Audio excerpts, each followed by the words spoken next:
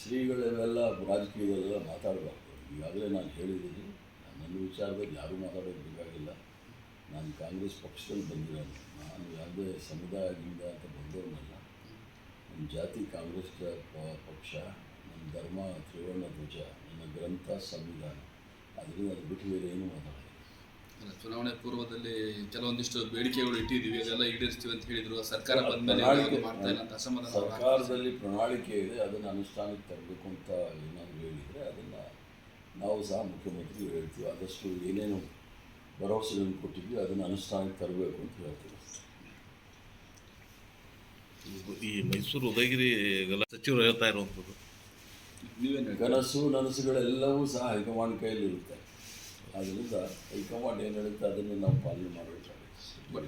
ಈ ಒಂದು ಆ ಸಬ್ಜೆಕ್ಟ್ ಬಿಟ್ಬಿಡಿ, ಬೇರೆ ಏನಾದರೂ ಅಲ್ಲ. ಈ ಒಂದು ಚರ್ಚೆಗಳು ಪದೇ ಪದೇ ಈ ರೀತಿ ಚರ್ಚೆ, ಒಂದು ಬಣ ಆ ಬಣ, ಅವರೊಂದು ಸ್ಟೇಟ್ಮೆಂಟ್ ಈ ಒಂದು ಸ್ಟೇಟ್ಮೆಂಟ್, ನಿಮ್ಮ ಲೀಡರ್ಗಳೆಲ್ಲ ಒಂದಲ್ಲ ಆಗಲ್ಲ ಹೋಗುತ್ತಿದೆ. ಇದೆಲ್ಲ ಅಸಮಾಧಾನಗಳು ಕ್ರಿಯೇಟ್ ಆಗ್ತಾ ಇದೆ. ಇವೆಲ್ಲಕ್ಕೂ ಉತ್ತರ ಹೈಕಮಾಂಡ್ ಅಂತ ಹೇಳಿದ್ದೀನಲ್ಲ, ಅವರೇ ಹೇಳಬೇಕಾಗುತ್ತೆ.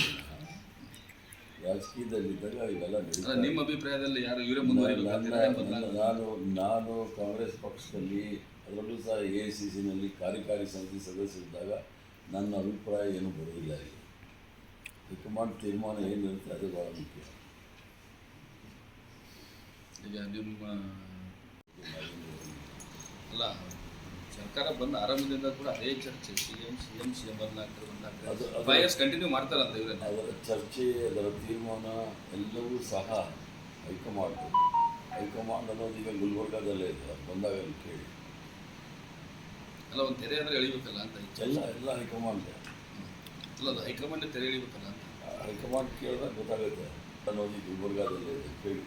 KPCC ಅಧ್ಯಕ್ಷರ ಬದಲಾವಣೆ ಸಂಬಂಧಪಟ್ಟಾಗೂ ಬರ್ತಾ ಇದ್ದಾರೆ. ಎಲ್ಲ ವಿಚಾರ ಕೂಡ ರಾಜಕೀಯವಾಗಿ ಏನೇನು ವಿಚಾರಗಳು ಮಂತ್ರಿಗಳು, ಮುಖ್ಯಮಂತ್ರಿಗಳು ಅಥವಾ PCC ಅಧ್ಯಕ್ಷರು ಮಾತಾಡ್ತಾರೆ, ಅದಕ್ಕೆಲ್ಲ ಉತ್ತರ ಉಸ್ತುವಾರಿ ವಹಿಸಿರ್ತಕ್ಕಂಥ ಸುರ್ಜೇವಾಲ ಅವರು ಹೇಳ್ಬೇಕು, ಇಲ್ಲ ಹೈಕಮಾಂಡ್ ಅಧಿಕಾರಿಗಳು ಬರಬೇಕು.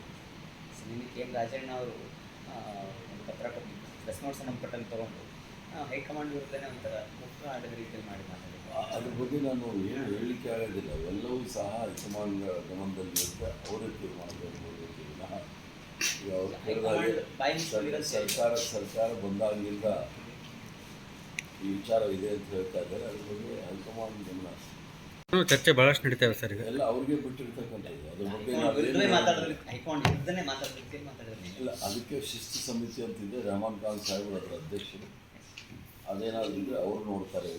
ನಾವ್ಯಾರು ಅದ್ರ ಬಗ್ಗೆ ಟಿಪ್ಪಣಿ ಕೊಡೋಕ್ಕಾಗೋದಿಲ್ಲ. ಈಗಾಗಲೇ ತಾವೇ ಹೇಳ್ತೀರಿ, ಖರ್ಗೆ ಸಾಹೇಬ್ ಹೇಳಿದ್ದಾರೆ, ಎಲ್ಲ ಬಾಯಿ ಮುಚ್ಕೊಂಡು ಇರಬೇಕು ಅಂತ ಹೇಳಿದ್ದಾರೆ ಅಂತ. ಅದಕ್ಕೆ ನಾವೇನು ಆ ವಿಚಾರದಲ್ಲಿ ಮಾತಾಡಲಿಕ್ಕಾಗಲ್ಲ. ಅಲ್ಲ ಸರ್, ಈಗ ಸಿದ್ದರಾಮಯ್ಯ ಅವರು ದೀರ್ಘಾವಧಿ CM